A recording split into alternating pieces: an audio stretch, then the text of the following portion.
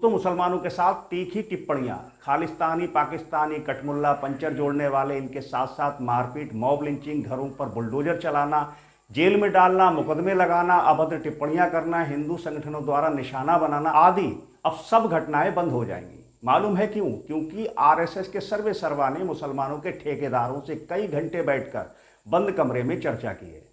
Bulldozer justice और mob lynching जैसी घटनाओं के बीच मुस्लिमों की ठेकेदारी करने वाले, मोटे मोटे पेट वाले, खुद को इमाम कहलाने वाले संघ के बड़े बड़े नेताओं के बीच बैठकर 56 भोग उड़ाते हुए, मुसलमानों का सौदा करते हुए और दांत निपोड़ते हुए कहते नजर आ रहे हैं कि हम तो एकता की गुंजाइश तलाश रहे हैं। तो कोई इनसे पूछे नफरत कब हुई और किसने की, और तुम होते कौन हो 56 भोग करने वाले? तुम्हें किसने एकता की गुंजाइश तलाशने को कहा? और तुम्हारी इस वार्तालाप से मुसलमानों के साथ होने वाली घटनाएं रुक जाएंगी। तो दोस्तों नमस्कार, मैं इरशाद अली और आप देख रहे हैं यूपी 76 न्यूज, खबर हमारी दुनिया तक। बस आपसे एक ही निवेदन है, यदि आप हमें फेसबुक पर देख रहे हैं तो फॉलो करें, और यदि यूट्यूब पर देख रहे हैं तो चैनल को सब्सक्राइब करके घंटी वाला बटन जरूर दबाएं।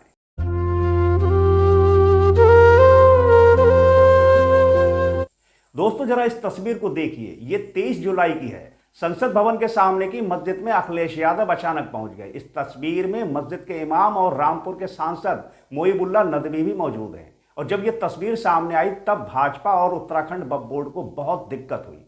साथ ही बरेली के एक इमाम ने तो इस तस्वीर को लेकर अखिलेश यादव, डिंपल यादव और मस्जिद के इमाम व सांसद को लेकर ना जाने क्या क्या कह दिया, और कई संगठनों ने इस पर ऐतराज जताया। लेकिन वहीं दूसरी तरफ इमामों का एक संगठन आरएसएस के साथ उसी वक्फ बोर्ड को लेकर गुपचुप सौदेबाजी कर रहा है। सीधे तौर पर कहें तो मलाई चाटने के लिए तलवे चाट रहा है।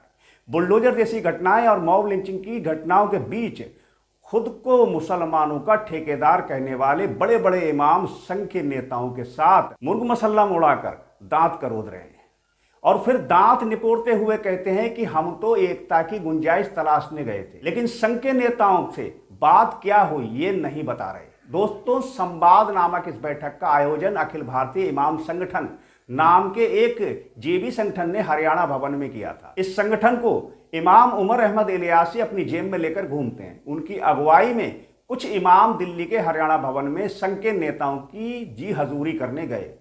24 जुलाई 2025 को हुई इस बैठक में आरएसएस चीफ मोहन भागवत, संघ के महासचिव दत्तात्रेय बोस बोले, कृष्ण गोपाल रामलाल और राष्ट्रीय मुस्लिम मंच के संयोजक इंद्रेश कुमार भी मौजूद रहे। और दोस्तों ये बैठक लगभग 3.5 घंटे तक चली। तो जरा सोच कर देखिए कितना वक्त लगाया ये इमामों का जत्था, कितनी फुर्सत में था। दोस्तों बताया गया कि इसमें 60 से अधिक मुस्लिम धर्मगुरुओं और बुद्धिजीवियों ने हिस्सा लिया। लेकिन 3.5 घंटे की इस बैठक का मुख्य कारण क्या था और किस मुद्दे पर बात हुई, साथ ही क्या सहमति और असहमति हुई, इस पर किसी को कुछ नहीं मालूम। बस दांत दिखाने लगे, और जब ज्यादा पूछा गया तो वो बताया गया जिसका कोई सिर पैर नहीं। कहा गया राष्ट्रीय स्तर के कई मुद्दों पर गहन चर्चा हुई। कहा गया कि हिंदू और मुस्लिम प्रतिनिधियों के बीच बात का एक सिलसिला शुरू किया गया। तो बताया गया कि इसमें 60 से अधिक मुस्लिम धर्मगुरुओं और बुद्धिजीवियों ने हिस्सा लिया। लेकिन 3.5 घंटे की इस बैठक का मुख्य कारण क्या था और किस मुद्दे पर बात हुई, साथ ही क्या सहमति और असहमति हुई, इस पर किसी को कुछ नहीं मालूम। बस दांत दिखाने लगे, और जब ज्यादा पूछा गया तो बताया गया जिसका कोई सिर पैर नहीं। कहा गया कि राष्ट्रीय स्तर के कई मुद्दों पर गहन चर्चा हुई।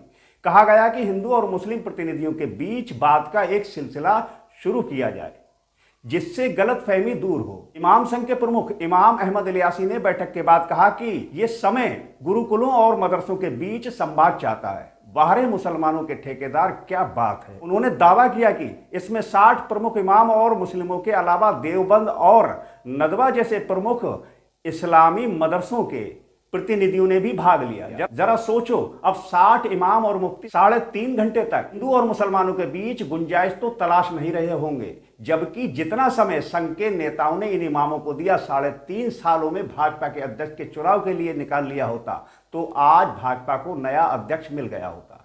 तो जरा सोचिए कि जिस संघ के पास भाजपा का अध्यक्ष चुनने तक का समय नहीं है, वो इमामों के साथ 3.5 घंटे तक क्या गुपचुप कर रहा था।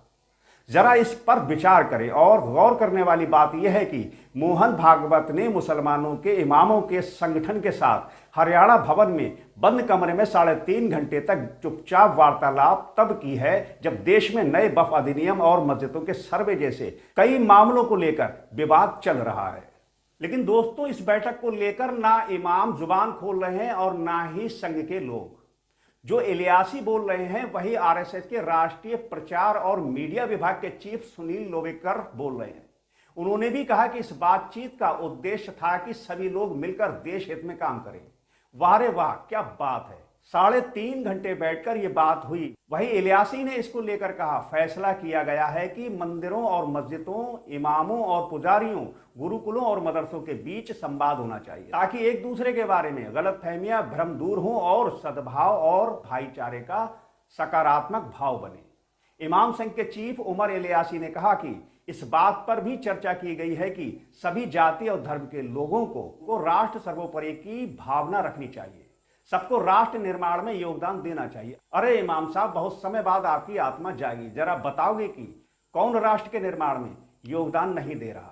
इलियासी ने यह भी कहा कि देश को आगे ले जाने में मुफ्तियों और इमामों ने चर्चा की है और इस चुपचाप बैठक में मोहन भागवत के बारे में पूछे जाने पर कहा कि उन्होंने गलतफहमियां और भ्रांतियों को दूर करने के लिए संवाद के विचार की सराहना की, साथ ही वार्तालाप आगे बढ़ाने पर आपसी सहमति बनी। जरा सोचिए कि देश के अलग अलग हिस्सों में इस तरह की बैठकें नहीं हुई। हम जल्द ही इस कार्यक्रम को आपस में बैठकर तय करेंगे। तो ऐसे में मौलाना उमर इलियासी के लिए केवल एक ही सवाल है कि आप होते कौन हैं और किसको उल्लू बना रहे हैं। दोस्तों, आपको बता दें कि वक्फ कानून को लेकर बुरी तरह फंसी सरकार चाहती है कि कम से कम कुछ मुसलमान खुलकर इस मामले पर उनके साथ आ जाएं और इंद्रेश कुमार लगातार इस बात की कोशिशों में लगे हैं। और जैसे ही इमाम उमर इलियासी के सामने ये प्रस्ताव आया, वो बकरी की तरह मिमियाने लगे और दुम हिलाते हुए सिर झुकाकर तैयार हो गए। अब जरा इस चालाकी को समझिए। उमर इलियासी से जब पूछा गया कि आप मोहन भागवत और अन्य शीर्ष के नेताओं के साथ जब वार्तालाप करने में बैठे तब वक्फ कानून पर कोई चर्चा हुई या नहीं, साथ ही राष्ट्रीय स्तर के और किन किन मुद्दों पर बात की गई, तब इमाम इलियासी इस पर बगलें झांकने लगे और चेहरा छिपाकर भागने लगे। उनसे फिर से साफ साफ पूछा गया, क्या मौलवियों ने नए वक्फ अधिनियम और मस्जिदों के सर्वे जैसे विवादास्पद जैसे मुद्दों पर चर्चा की या नहीं। तब उन्होंने कहा कि यह बैठक इन मुद्दों को लेकर नहीं थी, बल्कि विश्वास भरे अच्छे माहौल की पहल के लिए थी। मतलब इमाम इलियासी जैसे संघ के गुर्गे मानते हैं कि वक्फ पर बात करके विश्वास कमजोर होगा और इस पर बात करने की कोई जरूरत भी नहीं है। दोस्तों, इस संघ के गुर्गे इमाम इलियासी ने ऐसा पहली बार नहीं किया। ये दाढ़ी और टोपी वाला संघ का पुराना चमचा है। दोस्तों, 22 सितंबर 2022 यानी 3 साल पहले मोहन भागवत AIIO के मुख्यालय दिल्ली के कस्तूरबा गांधी रोड पर भी पहुंच गए थे। इस बैठक में भी मोहन भागवत के साथ RSS के वरिष्ठ नेता कृष्ण गोपाल, रामलाल और इंद्रेश भी शामिल थे और वो वाली भी मुलाकात लगभग 90 मिनट तक चली थी। और दोस्तों, उस मुलाकात का भी मकसद शांति और सद्भाव का करना था। दोस्तों, उस मुलाकात में उमर इलियासी ने चमचागिरी की सारी हदें पार कर दी थी। उन्होंने मोहन भागवत को राष्ट्रपिता तक बता दिया था। इस पर खुद मोहन भागवत ने उन्हें टोका था कि राष्ट्रपिता तो केवल एक है और सभी भारतीय उनकी संतान हैं। उस मुलाकात में ज्ञानवापी मस्जिद, हिजाब विवाद और जनसंख्या नियंत्रण जैसे मुद्दों पर चर्चा होने की अटकलें थी, लेकिन इन्हीं इलियासी ने उसे गैर राजनीतिक और सद्भाव के लिए हुई बैठक बताया था। 2015 में इलियासी ने मुस्लिम नेताओं के एक प्रतिनिधिमंडल के साथ प्रधानमंत्री नरेंद्र मोदी से भी मुलाकात की। आपको बता दें कि मुस्लिम समाज में मौलाना उमर इलियासी को बहुत सम्मान की नजरों से नहीं देखा जाता है। पिछले 10 सालों से उनकी पहचान संघ और भाजपा के एक एजेंट जैसी है और भाजपा के पिछलग्गू बन चुके उमर इलियासी को मुसलमान और मुस्लिम संगठन ज्यादा महत्व नहीं देता है। और मजे की बात तो यह है कि भाजपा और संघ के लिए भी उमर इलियासी एक इस्तेमाल की चीज है और कुछ नहीं, लेकिन इलियासी इसी में ही खुश हैं। इससे ज्यादा शर्म की बात क्या होगी कि उनके पिता मौलाना जमील इलियासी 1947 में महात्मा गांधी से मिले थे और इसे अपनी खुशनसीबी माना करते थे।